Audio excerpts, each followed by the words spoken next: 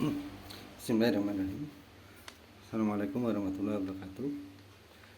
Kembali kita melanjutkan apa yang telah dibahas kemarin berkenaan dengan nafs atau nafsu atau jiwa.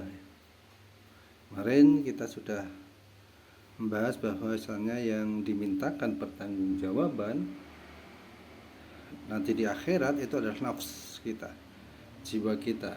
Bagaimana jiwa itu mengontrol segala aktivitas kehidupan manusia, itu nanti akan dimintakan pertanggungjawaban. Nah, jiwa itu tidak berdiri sendiri. Jiwa itu adalah sesuatu yang berdiri karena adanya komponen-komponen atau instrumen-instrumen yang lain yang menjadikan jiwa itu bergerak atau jiwa itu mengontrol segala sesuatu. Jadi tidak berdiri sendiri, tapi ada komponen-komponen yang lain. Komponen-komponen daripada jiwa itu diantaranya adalah, yang pertama adalah sam'a, yaitu pendengaran, basar atau penglihatan, kemudian fuad. Ya, fuad itu adalah perasaan. Biasanya di Al-Quran itu diterjemahkan dengan hati, ya, tapi kurang tepat karena bahwasanya nafs atau nafsu itu kan sifatnya non fisik, ya, bukan fisik. Sebagaimana hanya kemarin kita bahas berkenaan dengan contoh, jika diibaratkan di dalam komputer, nafs itu adalah software, sesuatu yang bukan tidak berbentuk fisik. Maka begitu juga dengan nafs, itu sifatnya bukan fisik, sehingga komponen-komponen yang dia membentuk dari jiwa itu tidak ada yang berbentuk fisik. Maka ketika fuad itu diartikan hati yang bentuknya fisik, itu juga kurang tepat. Ya. Kemudian akal, ya, komponen daripada nafs atau nafsu itu akal. Dhon, ya, dhon atau prasangka. Kemudian kolbu itu juga artinya adalah perasaan, tapi beda antara kolbu dengan fuad. Nanti kita jelaskan lebih panjang lebar. Yang intinya bahwasanya fuad itu perasaan yang timbul atau yang hadir, itu kaitannya dengan penglihatan dan pendengaran atau panca indera. Sementara kolbu itu perasaan yang timbul akibat interaksinya dengan akal. Nanti kita jelaskan lebih jauh lagi. Nah, kolbu dan fuad itu satu kesatuan yang ada di dalam sudur, ya, sadar atau sudur. Artinya bagian daripada nafsu itu adalah sudur sebenarnya. Salah satu bagian itu sudur. Tapi sudur itu terbagi atas dua. Sudur tersendiri terbagi atas dua. Yang pertama adalah fuad, yang kedua adalah qalbu. Nanti kita jelaskan lagi panjang lebarnya. Kemudian yang terakhir, bagian daripada nafsu itu adalah ahwa atau keinginan. Yang kemarin sudah kita bahas sedikit berkenaan dengan apa itu ahwa atau keinginan. Ya. Jadi pada dasarnya nafs atau nafsu atau jiwa itu bukan sesuatu yang berbentuk fisik. Maka semua komponen-komponen yang membentuk daripada jiwa itu semuanya adalah non fisik. Ya. Tidak bisa diraba panca indera. sebagaimana hanya software di dalam komputer. Nah, kemarin juga kita sudah bahas bahwasanya nafsu itu dia terus mengalami perkembangan, penyempurnaan, perkembangan dari mulai dia lahir sampai dengan dia meninggal nanti. Sampai dengan manusia itu meninggal, dia terus mengalami perkembangan-perkembangan.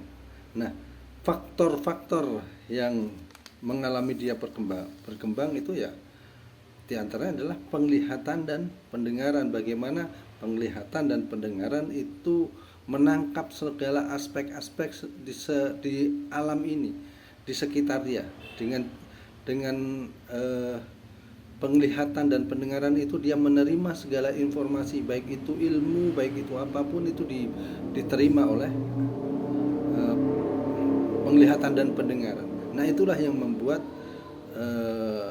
kolbu itu membuat nafsu itu berkembang, karena dengan panca indera, dengan penglihatan dan pendengaran, kemudian segala sesuatu itu kemudian diterima oleh akal, ditampung di dalam otak, diolah oleh akal, menjadikan akal berkembang, terus tumbuh berkembang. Begitu juga dia akan menjadikan ahwa manusia, keinginan manusia juga terus tumbuh berkembang. Tergantung bagaimana kemudian kolbu ini menerima. Ketika kolbunya itu bersih, maka akal itu akan mentransfer pengetahuan itu kepada kolbu menjadi sebuah kefahaman, menjadi sebuah keyakinan, dan seterusnya. Nanti akan kita bahas lebih panjang lebar lagi hubungannya antara penglihatan, pendengaran, fuad, ya. Kemudian bagaimana mengoptimalkan akal, bagaimana prasangka itu bekerja. Prasangka itu adalah kebalikan daripada akal. Kemudian bagaimana kolbu itu sebaiknya, kolbu itu sebagaimana sehingga dia bisa menjadi kolbu yang baik, dan dengan itu bisa menerima pengetahuan yang diolah oleh akal itu menjadi sebuah kebenaran, menjadi sebuah keyakinan, menjadi sebuah ketundukan, dan sebagainya. Dan juga bagaimana mengendalikan ahwa, mengendalikan keinginan-keinginan supaya nafsu itu tidak dikendalikan oleh hawa yang menjadikannya hawa nafsu. Nafsu tidak dikendalikan oleh keinginan yang menyebabkan pengetahuan segala sesuatu yang diterima oleh akal, yang telah diolah oleh akal tadi, tidak menjadikan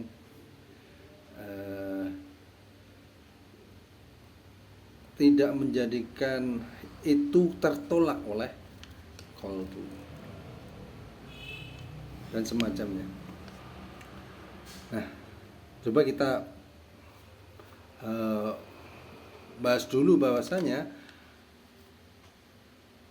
kolbu nafsu itu dia nanti akan dimintakan pertanggungjawabannya di akhirat.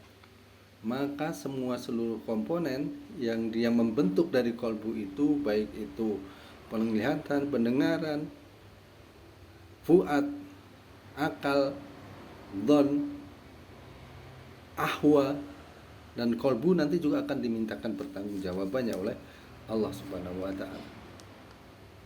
Coba kita buka dulu salah satu contoh dari ayat-ayat Allah berkenaan dengan hal tersebut, ya.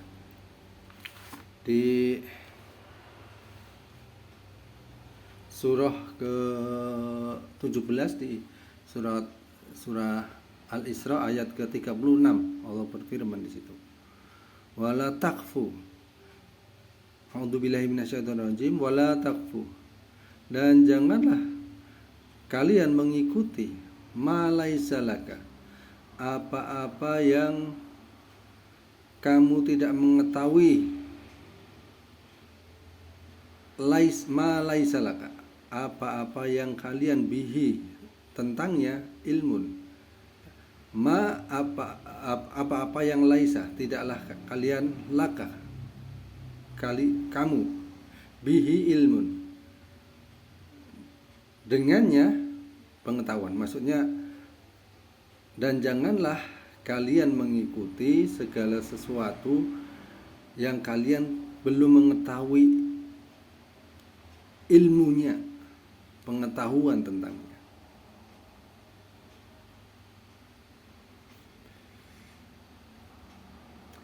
Inna, sesungguhnya, as-sam'a, pendengaran, wal basaro, dan penglihatan, wal fu'ada, dan fu'ad atau perasaan, biasanya itu diterjemahkan hati ya, tapi itu kita menggunakan kata perasaan karena lebih tepat karena bersifat non fisik ya. Wal fu'ada, dan perasaan, kullu, tiap-tiap, ulaika, hal tersebut, hal itu, karena keadaannya, anhu, atasnya, mas'ulah, akan dimintakan pertanggungjawaban. Jadi janganlah kalian mengikuti segala sesuatu yang kalian belum tahu ilmunya, belum mengetahui pengetahuan tentangnya. Karena sesungguhnya pendengaran, penglihatan sebagai alat untuk menangkap pengetahuan tersebut ya, baik pendengaran dan penglihatan sebagai alat untuk menangkap pengetahuan tersebut, wal fu'ada, dan komponen yang mengakibatkan orang menjadi malas, orang menjadi enggan untuk mencari pengetahuan, yaitu fu'ad atau perasaan, rasa malas, rasa jenuh, rasa tidak penting, perasaan-perasaan seperti itu. Semua itu nanti akan dimintakan pertanggungjawabannya nanti di hadapan Allah. Itu contohnya, baik itu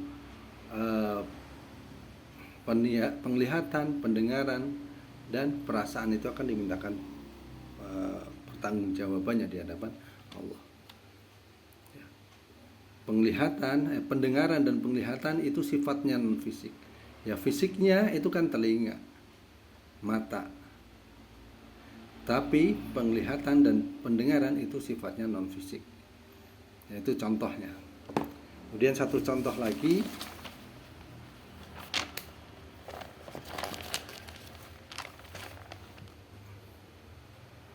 di surat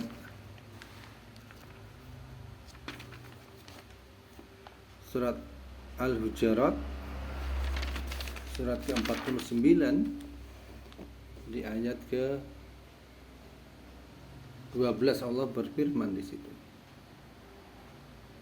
Ya ayyuhalladzina amanu, wahai orang-orang yang beriman,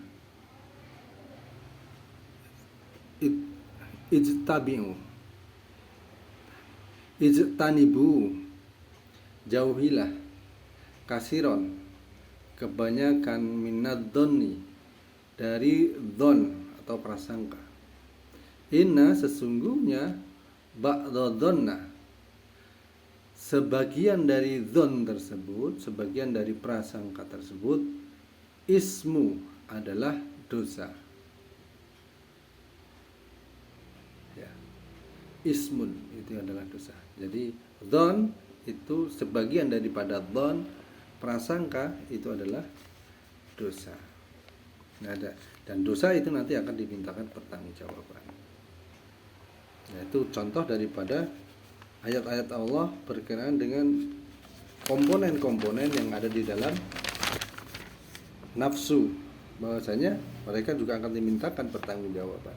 Karena yang dimintakan pertanggungjawaban oleh Allah nanti di akhirat itu adalah nafsu manusia, maka seluruh komponen-komponen yang menjadikan nafsu tersebut bekerja itu semuanya nanti akan dimintakan pertanggungjawaban. Ya, itu dulu yang bisa saya sampaikan berkenaan dengan komponen-komponen yang membentuk daripada nafsu. Ke depan besok insya Allah kita bahas hubungannya apa antara penglihatan, pendengaran, fuad, akal, kolbu, kemudian ahwa, don. Nah itu hubungannya apa semua, saling keterkaitannya seperti apa, nanti kita akan bahas. Dan bagaimana ilmu itu kemudian bisa diterima oleh akal dan nyampe kepada kolbu. Kurang lebihnya mohon maaf. Assalamualaikum warahmatullahi wabarakatuh.